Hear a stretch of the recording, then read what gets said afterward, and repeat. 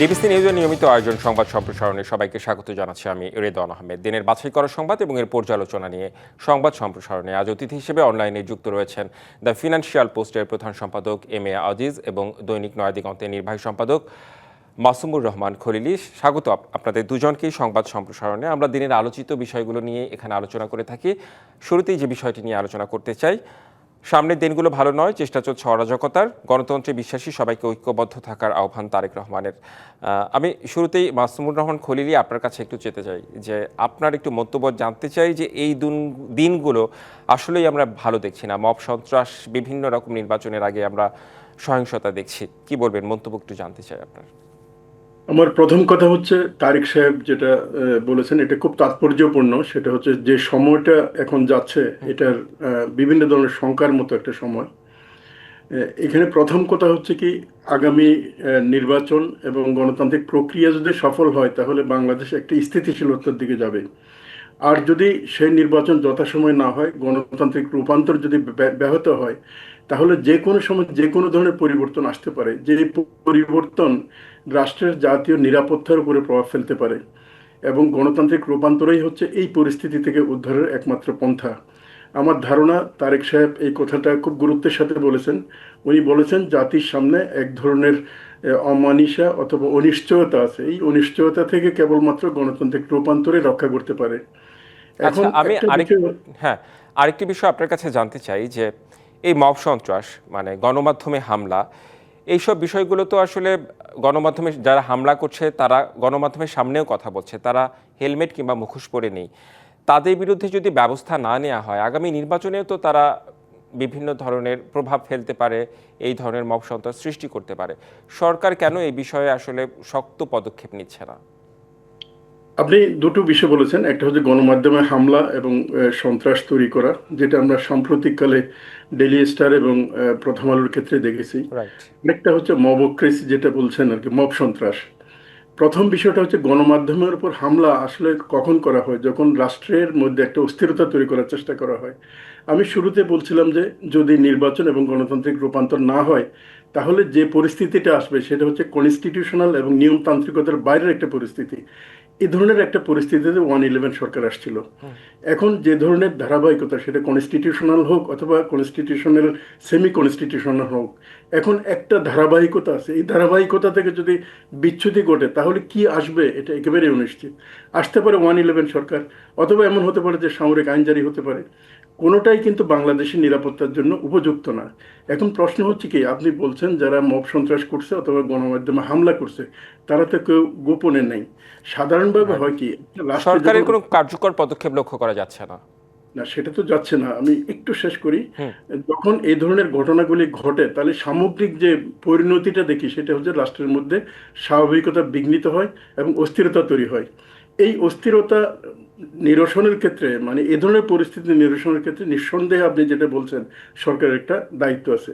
কিন্তু এখানে মব সন্ত্রাস বলতে যেটা বোঝায়, মব সন্ত্রাস কিন্তু 24-এর যে জুলাইয়ের অভ্যুত্থান, যে বিপ্লব, সেটাকেও কিন্তু মব সন্ত্রাস বলা হচ্ছে। ফলে মব সন্ত্রাস খারাপ, কিন্তু কোনটা মব সন্ত্রাস আর কোনটা কোনটা আন্দোলন, জেনুইন আন্দোলন, এই পার্থক্যটা কিন্তু আমাদের করতে হবে। না না, জুলাই গণঅভ্যুত্থান নিয়ে তো আসলে কথা হয় না। এখানে কথা হয় হচ্ছে অভ্যুত্থানের পর, যেমন প্রথম আলো এবং ডেইলি স্টারে হামলা, এইটা তো একটা মব সন্ত্রাস। এটা তো বলবেন। নিশ্চয়ই আপনার কাছে আসবো, আরও বিষয় নিয়ে আলোচনা করতে চাই। আরেকজন অতিথি রয়েছে, আমরা একটু তার কাছ থেকে ফিরে আসতে চাই। এম এ আজিজ, আপনার কাছেও জানতে চাই যে সামনের দিনগুলো আসলে ভালো নয়, তারেক রহমান মন্তব্য করেছেন। আপনার কাছে আসলে তাই কি মনে হয় যে যতদিন যাচ্ছে আসলে দিনগুলো পরিস্থিতি খারাপের দিকে যাচ্ছে, বিশেষ করে নির্বাচন সামনে, এই সময় এসে এই ধরনের দিনগুলো আসলে আশা করা যায় কিনা, কিংবা কোনো রকম মন্তব্য করবেন কিনা? দেখেন, দেশের স্থিতিশীলতা কিন্তু নির্বাচন ছাড়া তার বিকল্প নাই। এখন যে ঘটনাগুলি ঘটছে তাতে আমার কাছে মনে হচ্ছে নির্বাচন অনুষ্ঠানের ব্যাপারে ব্যাঘাত ঘটানোর চেষ্টা করা হচ্ছে। ধরেন আমাদের দুটি পত্রিকায় যে আক্রমণ হলো 71 সালের পরে, এই প্রথম কিন্তু এই ধরনের পত্রিকায় আগুন দেওয়া এরকম ঘটনা ঘটেনি।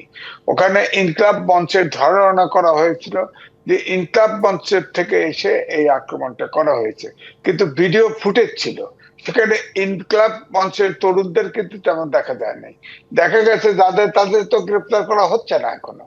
অর্থাৎ মব সন্ত্রাস যেটা বলা হচ্ছে, এটা তো মব সন্ত্রাস। মব সন্ত্রাস আর্মি আসছে পরে, তারাও কিন্তু নির্বিকার।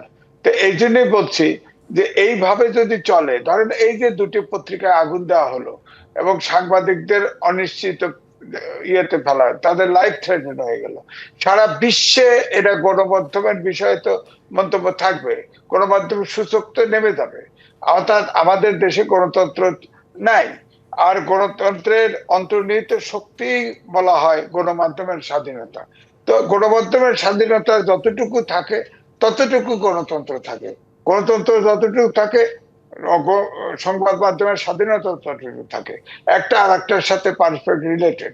সুতরাং গণমাধ্যমের ধরেন এই যে বিরাট আকারের দুটাকে, এটাকে যদি অন্য কিছু মব নাও ধরি, এটা তো একটা ক্রাইম। ক্রাইম হিসেবে এ পর্যন্ত একটা মামলা হয় নাই, কাউকে গ্রেপ্তার করা হয় নাই। অর্থাৎ সরকার নির্বিকার। সরকার, এবং আমি দুটি পত্রিকার তো ঘনিষ্ঠ সম্পর্ক আছে এই সরকারের সাথে, তারপরে সরকার উদাসীন। আমি বুঝতে পারছি না তারা আদৌ নির্বাচনের যে অনুষ্ঠানের জন্য যে ক্ষেত্র, লেভেল প্লেইং ফিল্ড তৈরি করার, সেটা তারা করতে চায় কিনা। এখন কিন্তু সন্দেহ দেখা দিচ্ছে। হাতির মৃত্যু এবং গণমাধ্যমের উপরে এই আক্রমণ, এটা দেশটাকে একদম অস্থিতিশীল করে ফেলেছে। সুতরাং এখন যদি নির্বাচনের পরিবেশ তৈরি করতে হয়, আগে দেশে কিন্তু প্রথম দরকার যে এই মব সন্ত্রাসকে চেক দেওয়া, এবং মব সন্ত্রাস যাতে আর না হতে পারে। কারণ এতে কিন্তু দেশের পরিস্থিতি অস্থিতিশীল হবে। যে কেউ কিন্তু অনিশ্চয়তার মধ্যে আছে, এই অবস্থায় তো নির্বাচন হতে পারে না। তারপরে আরো কথা আছে, নির্বাচনের সাথে সব স্টেক হোল্ডার তো কপারেশন লাগবে। আজকে এখন আওয়ামী লীগ নাই, বড় দল হচ্ছে বিএনপি এবং জামাত ইসলাম। তাদের ভিতরে সম্পর্ক তো অভ্যুত্থানের শক্তি, কিন্তু তাদের ভিতরে যে বিভেদ লক্ষ্য করা যাচ্ছে, তাদের লেভেল প্লেইং ফিল্ড হবে কি করে? ধরেন 450 সেন্টার আছে সারা দেশে। এখন সরকার সিদ্ধান্ত নিচ্ছে, ধরেন এই ফেসিবাদী সরকার বিদায়ের আগে আওয়ামী লীগ যুবলীগের কাছে আপনার দিয়েছিল, আর অস্ত্র প্রায় 2.5 লক্ষ অস্ত্রের লাইসেন্স দিয়েছিল। তারপরে 5 তারিখের পরে প্রায় 60% থানা লুট হয়ে গেছে। সেই অস্ত্র গেল কোথায়? তাছাড়া আপনি দেখেন, সরকার বলছে প্রত্যেকটা প্রার্থী এবং প্রত্যেকটা গানম্যান দিবে, তাদের সাথে অস্ত্র থাকবে। তাহলে চিন্তা করেন, 1500 যদি প্রার্থীও হয়, কম করে ধরলাম আমি, 1500-2000 প্রার্থী থাকে, তাতে যদি প্রার্থী কেন্দ্রিক যদি ধরেন আপনার 4-5 হাজার অস্ত্র দেওয়া হয়, তাহলে সারা দেশ তো অস্ত্রবাজদের হাতে চলে যাবে। তো এটা ইলেকশনটা হবে কি করে বলেন? আমি তো ইলেকশনের পরিস্থিতি তৈরি করার জন্য আরো অস্ত্র সবসময় দেখা গেছে। ইসিও আজকে ইলেকশন কমিশন উদ্বেগ প্রকাশ করেছে। তারা বলছে যে হাদির আবেগ কাজে লাগিয়ে বর্তমান সময়ে যে নাশকতা হচ্ছে, সেই নাশকতা হচ্ছে হাদির আবেগকে কাজে লাগিয়ে হচ্ছে। আপনিও কি তাই মনে করেন যে এই আবেগকে কাজে লাগিয়ে বিভিন্ন ধরনের সহিংসতা নাশকতা হচ্ছে? না, যারা সন্ত্রাস করছে তারা করছে। আমার মনে হয় এখন হাদির যে হত্যাকাণ্ড, এই হত্যাকাণ্ডের বিচারও তো এগোচ্ছে না। আর আপনি দেখেন, এর আগে গণ অধিকার পরিষদের সাধারণ সম্পাদক বলেছিল যে 50 জন প্রার্থী টার্গেট কিলিং করা হবে, এবং তার কাছে তথ্য আছে। এ পর্যন্ত সরকার তাকে জিজ্ঞেস করা যায়, তথ্য নেয় নাই। সরকারের কাছে তথ্য আছে। তো তার সব টার্গেট হলো হাদি। অর্থাৎ হাদি হাইটে চলতো, রিক্সায় চলতো, পয়সা খরচ করতো না, এইভাবে চলতো। সহজে তাকে মেরে দিচ্ছে। তার প্রচারেও এই কিলার ছিল, প্রচারের সাথে সঙ্গী ছিল সে। তারপরে তাকে একসময় মেরে দিচ্ছে। সুতরাং হাদি, এটা ঠিক একটা অস্থিরতা তৈরি হয়েছে, এতে কোনো সন্দেহ নাই। যত বড় জামায়াত ইত্যাদি ইত্যাদি অস্থিরতা তৈরি হয়েছে। আমি আবারও আসবো আপনার কাছে, মাসুমুর রহমান খলিলি, আপনার কাছে আবারও একটু আসতে চাই। এই যে ইসি যে উদ্বিগ্ন, মানে ইলেকশন কমিশন যে উদ্বেগ প্রকাশ করেছে, এবং তারা বলছে যে এই যে আবেগকে কাজে লাগিয়ে নানা রকম নাশকতা করা হচ্ছে, আপনার মন্তব্য জানতে চাই একটু সংক্ষেপে। আমি আজিজ ভাইয়ের সব কথার সাথে একমত হয়ে একটা সংশোধনী দিতে চাই। সেটা হচ্ছে, উনি বলছেন স্বাধীনতার পরে কোনো সংবাদপত্রে অগ্নিসংযোগ বা এ ধরনের অ্যাটাকের শিকার হয়নি। আমি যে পত্রিকায় কাজ করি, দৈনিক নয়া দিগন্ত, 2013 সালে 13ই আপনার ফেব্রুয়ারি 2টার দিকে আগুন জ্বালাইছে, আমাদের প্রেসে আগুন দেওয়া হয়েছে, আমাদের কাগজে আগুন দেওয়া হয়েছে, এবং গাড়ি পুড়ে গেছে। তো ফলে না, এটা ঠিক ঠিক। আমার মনে হয় হয়তো আজিজ ভাই স্মরণ করতে পারেন নাই। এটা আমি একটু সংশোধনী দিয়ে শুরু করি। পরের যে বিষয়টা সেটা হচ্ছে ইলেকশন কমিশন আজকে খুব গুরুত্বের সাথে বলেছেন, আজিজ ভাই যে ইস্যুটা তুলেছেন আর কি, অবৈধ অস্ত্র, লাইসেন্সধারী এবং লাইসেন্সবিহীন লুটেরা অস্ত্র, হুম, এগুলো যদি নির্বাচনের মাঠে আসে তাহলে তো নির্বাচনের পরিবেশ থাকবে না। জি। তো এই বিষয়টাকে সামনে রেখে ইলেকশন কমিশন বলছে তারা আহ, অস্ত্র উদ্ধার অভিযান শিগগিরই শুরু করতে যাচ্ছে। এটা যদি শুরু করে হয়তো এক্ষেত্রে একটা অগ্রগতি হবে।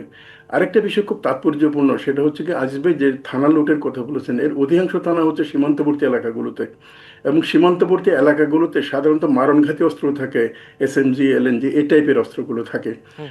তো ওইসব অস্ত্র এখনো পর্যন্ত উদ্ধার করার কোনো লক্ষণ দেখা যায়নি। যদি ওই অস্ত্র উদ্ধার না করা যায় তাহলে শুধুমাত্র সাধারণ অস্থিরতা হবে না, এই যে কিলিং যেটা আমরা দেখতে পাচ্ছি, এই কিলিং গুলো আরো তার মানে বাড়বে। আপনারা দুজনই বলছেন যে অস্ত্র উদ্ধারের বিষয়ে আসলে গুরুত্ব দেওয়া উচিত সরকারের। একটা বিরতিতে আমাদের যেতে হবে, বিরতির পর ফিরে এসে নিশ্চয়ই আরও কিছু প্রসঙ্গ আছে, সেসব নিয়ে আমরা আলোচনা করতে চাই। সংবাদ সম্প্রসারণে একটি বিরতি নিচ্ছি, ফিরছি একটু পরে।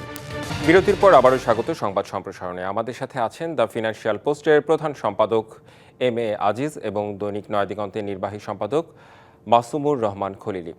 আপনাদের দুজনকে আবারও স্বাগত জানাচ্ছি বিরতির পর সংবাদ সম্প্রসারণে। মাসুমুর রহমান খলিলি, আপনাকে দিয়ে আবারও শুরু করতে চাই যে সংবাদটি দিয়ে। ঢাকা বিশ্ববিদ্যালয় বঙ্গবন্ধু ও ফজিলাতুন্নেসা হলের নাম বদলের দাবি আন্দোলনের মুখে পদত্যাগ রাজশাহী বিশ্ববিদ্যালয়ের 6 দিনের। মন্তব্য জানতে চাই একটু আপনার। প্রথম কথা হচ্ছে কি, আপনি ঢাকা বিশ্ববিদ্যালয়ের হলের নাম পরিবর্তন করার যে বিষয়টা বললেন, এটার দুইটা দিক আছে। একটা দিক হচ্ছে সারা বাংলাদেশের রাষ্ট্রীয় প্রতিষ্ঠান যেগুলো আছে, এই প্রতিষ্ঠানগুলোর রাতারাতি নাম পরিবর্তন করে একটা বিশেষ পরিবারের নামে করা হয়েছে, এটা অস্বাভাবিক একটা বিষয়। তার মানে কি এই যে বঙ্গবন্ধু এভিনিউর নাম, রাস্তার নামও কি পরিবর্তন করতে হবে? আমি মনে করি যে না, সেটা পরিবর্তন করতে হবে না। তবে অস্বাভাবিকভাবে নামকরণের স্বাভাবিকভাবেই এটা বিদায় হওয়ার কথা আর কি। তো ঢাকা বিশ্ববিদ্যালয়ের যে দাবি উঠছে সেই দাবিটা বিবেচনা করতে পারে, সেটা ভিন্ন। আর রাজশাহী বিশ্ববিদ্যালয়ের যে 5 জনের পদত্যাগের কথা বললেন, আমার ধারণা হচ্ছে সেটা হয়তো ছাত্র যারা আছে তাদের দাবির বাড়াবাড়ির কারণে হতে পারে এটা। এই ধরনের ঘটনা রাজশাহীতে আগেও ঘটছে। আমি মনে করি যে শিক্ষার স্বাভাবিক পরিবেশের জন্য, বিশেষ করে উচ্চশিক্ষার পরিবেশের জন্য, এবং ছাত্র রাজনীতির যে গণতান্ত্রিক প্রবণতা আছে সেই প্রবণতাকে অব্যাহত রাখার জন্য এ ধরনের চাপ প্রয়োগের বিষয়গুলো থেকে সরে আসা দরকার ছাত্র নেতৃবৃন্দের। জি, মাসুমুর রহমান খলিলি, আমার আরেকটি প্রশ্ন আপনার কাছে, সেটি হচ্ছে যে স্বৈরাচারকে নিশ্চয়ই কেউ পছন্দ করে না, স্বৈরাচারের পতন হয়েছে, কিন্তু বঙ্গবন্ধু শেখ মুজিবুর রহমান স্বাধীনতা সংগ্রামের সময় উনি নেতৃত্ব দিয়েছিল, পরবর্তীতে সমালোচনাও রয়েছে।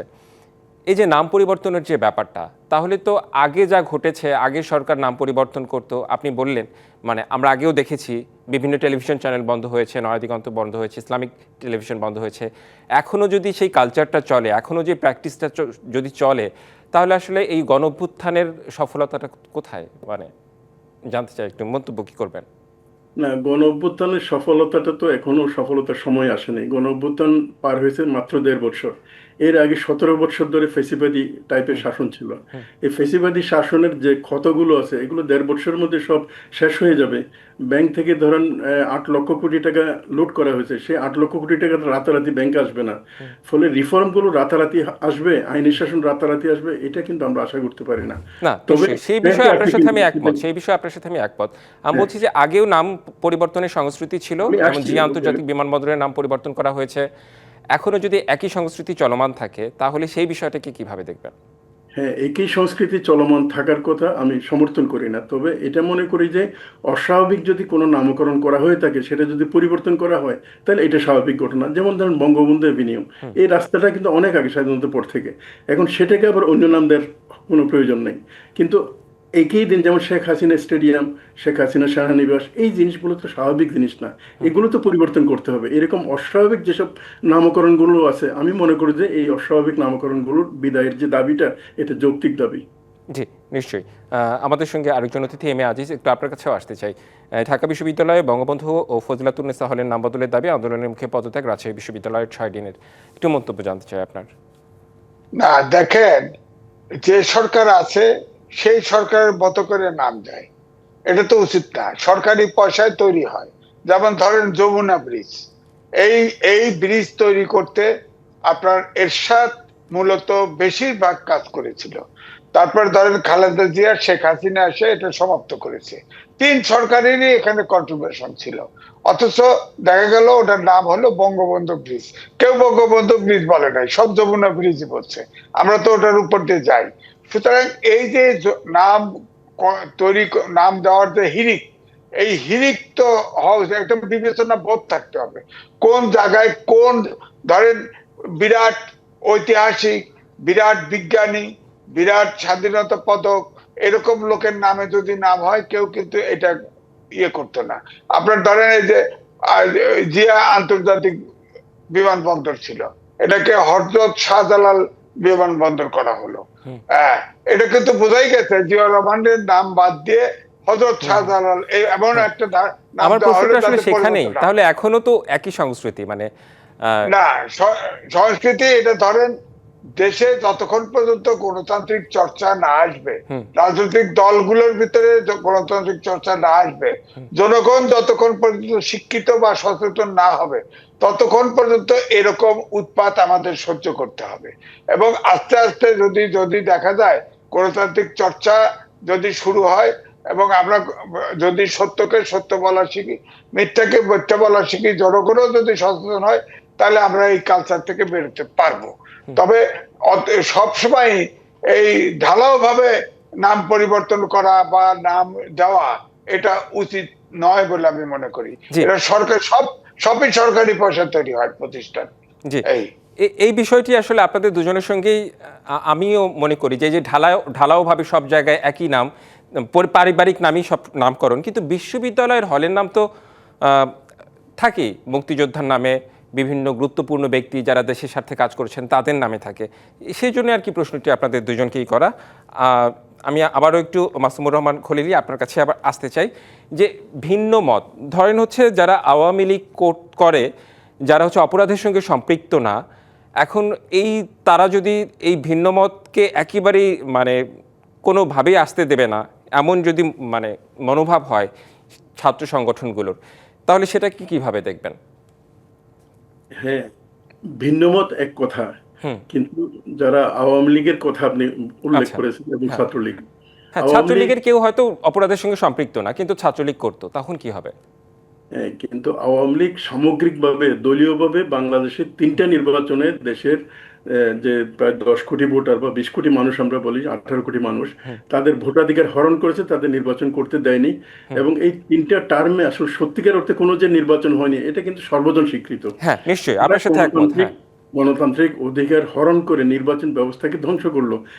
এটাতে কি অপরাধ না? এটা কি দলীয় অপরাধ না? এটা তো ব্যক্তির অপরাধ না। যে কারণে তো অভ্যুত্থান হয়েছে। অপরাধ করে থাকে, তাহলে স্বাভাবিকভাবে একটা টার্ম অথবা 2টা টার্ম যদি সেই দল ভোট করার সুযোগ না পায়, এটাকে একেবারে অযৌক্তিক বলা যাবে না। এটা হচ্ছে 1 নম্বর। আর 2 নম্বর, ছাত্রলীগকে কিন্তু একটা সন্ত্রাসী সংগঠন হিসেবে নিষিদ্ধ করা হয়েছে। কেন সন্ত্রাসী সংগঠন নিষিদ্ধ করা হয়েছে? ছাত্রলীগ আপনার এই যে টেন্ডারবাজি, হল দখল, তারপরে চাঁদাবাজি এবং মানুষ পিটিয়ে করা, আহত করা, নিহত করা, এমন কোনো অপকর্ম নেই যার সাথে যুক্ত ছিল না। এখন আপনি যে ভিন্ন মতের অধিকার বলতে, আপনার যারা ফৌজদারি অপরাধ করে, এই ধরনের অপরাধ করে, তারা তো এটা এই ভিন্ন মতের অধিকারের সুযোগ পেতে পারে না। এখন যেহেতু ছাত্রলীগ এই ধরনের অপরাধ প্রমাণিত এবং এটা দেশের মানুষ 16-17 বছর ধরে দেখছে, ফলে এখন ভিন্ন মতের নামে তাদেরকে আবার পুনর্বাসন করতে হবে। পুনর্বাসন করলে আবার তারা একটা মবক্রেসি হল থেকে শুরু করে সর্বত্র চালু করবে, যেটা আমরা গত 17 বছর দেখি। এটা তো দেশের মানুষ চাইবে না। যদি এটাই আবার পুনরাবৃত্তি হয়, তাহলে কেন জুলাইয়ের বিপ্লব অথবা গণঅভ্যুত্থান হলো? জি, অনেক অনেক ধন্যবাদ আপনাদের দুজনকেই, মাসুমুর রহমান খলিলি এবং এম এ আজিজ, সংবাদ সম্প্রসারণে যুক্ত হবার জন্য। এই ছিল সংবাদ সম্প্রসারণে। ডিবিসির সঙ্গেই থাকুন।